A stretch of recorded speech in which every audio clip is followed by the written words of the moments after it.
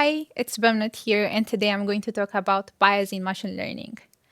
Bias in machine learning and AI happens for various reasons, and they happen in various forms. For this video, I'm going to talk about gender bias specifically, and natural language processing, and specifically about word embedding models. So let's start by talking about what word embeddings are. Word embeddings are vector representations of words in our training data. There are various ways of representing text, and word embeddings just seem to be the best way of doing it.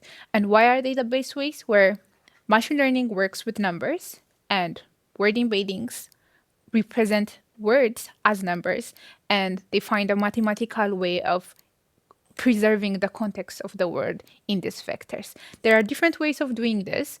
One popular method is the one-hot vector encoding.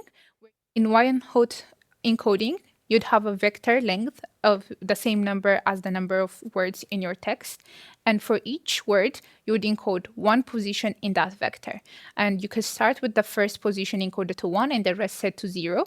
And then you'll go on and on. The problem with this wording, one-hot encoded vectors, is that words have no relations, or the vectors in these words have no relation. For example, here, the vector for apartment is no closer than to the vector for house than it is for the vector for answer, even though apartment and house are clearly related words.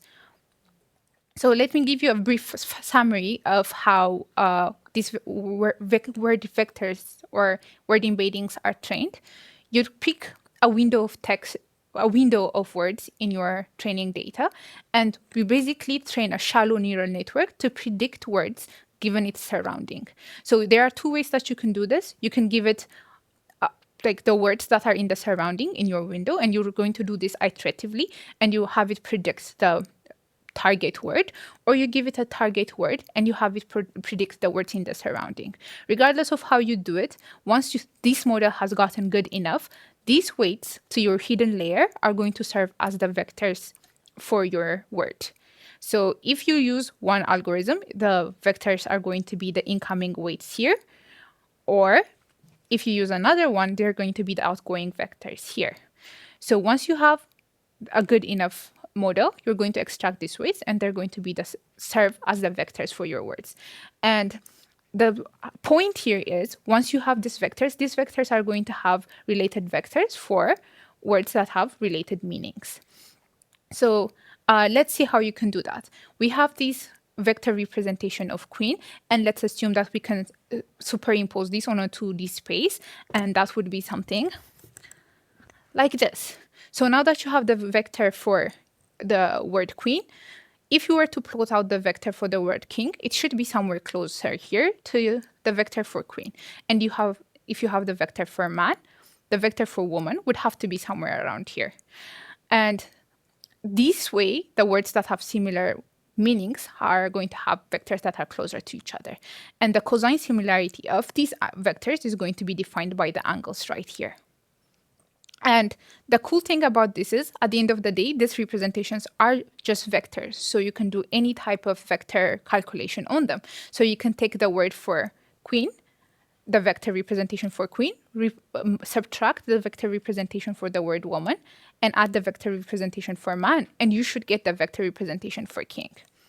So this is very cool, and you see that it can this relationship can be used to understand a lot of analogies in the world and relations and how different entities are related. So you can see that you can find that if Japan is to Tokyo, then France is to Paris.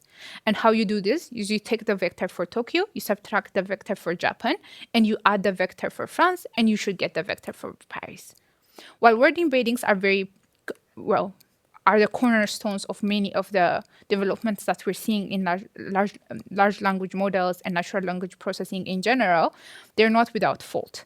For example, a very common example here is if you take the vector for doctor and you were to subtract the vector for man and add the vector for woman, you'd get the vector for nurse, which is concerning. And from a study that led to lent that methodology to my own research, they found that if you took the vector for computer programmer and subtracted the vector for man and added the vector for woman, you'd get the vector for homemaker.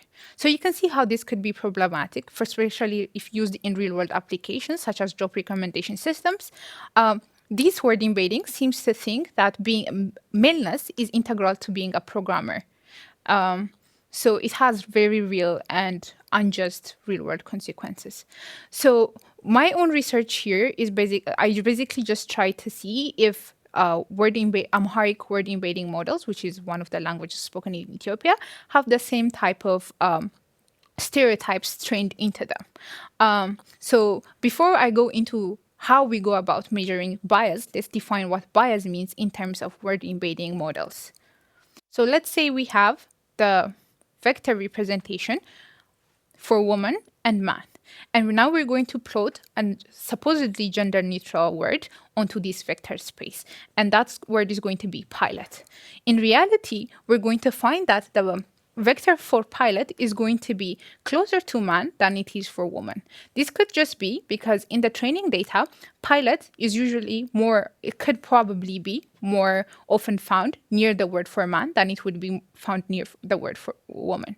So this unjust and unequal distance between these vectors is going to be what we label as bias.